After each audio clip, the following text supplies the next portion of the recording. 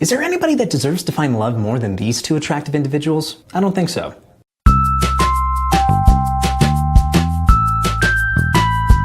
La La Land is written and directed by Damien Chazelle, who also wrote and directed last year's Whiplash. It stars Ryan Gosling as a struggling musician living in LA, and Emma Stone as a struggling actress also living in LA. They meet each other, fall in love, and now we have one of the better musicals in recent memory.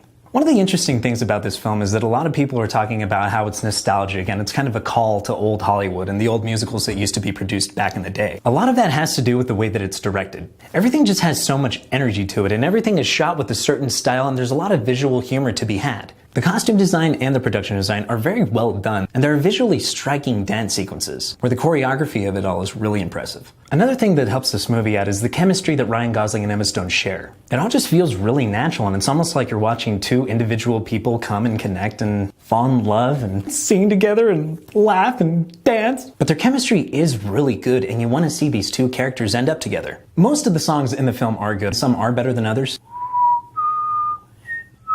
but the ones that are good are really memorable. I'm typically not the kind of guy that really goes to watch romantic comedies, especially if they're musicals. But when you have such an incredible amount of talent behind the camera and in front of it, it makes watching it and enjoying it a whole lot easier. And again, Ryan Gosling is great, but Emma Stone, I mean, it's really impossible not to fall in love with her. I understand Ryan has the abs and the looks and the voice and the dancing ability and the charm and the wit. I hate that guy. But Emma Stone just has this natural, charismatic presence that you see on screen, and she immediately takes your heart away. Most of the laughs she gets are just from her facial expressions, and I wouldn't be surprised if she's the one that takes home the Golden Globe for Best Actress. If there is anything negative to say about this film, it does kind of go a little bit too long. The pacing isn't bad, and every scene does have its place. But I think the director wasn't able to continue that energy. He wasn't able to keep up that momentum. There's certainly lulls throughout the film, but I was never bored, and I never wanted to hang myself, which, while you're watching a romantic musical, that's saying something. I'm also a really big fan of the way that the film ended. While this film doesn't end on a sour note,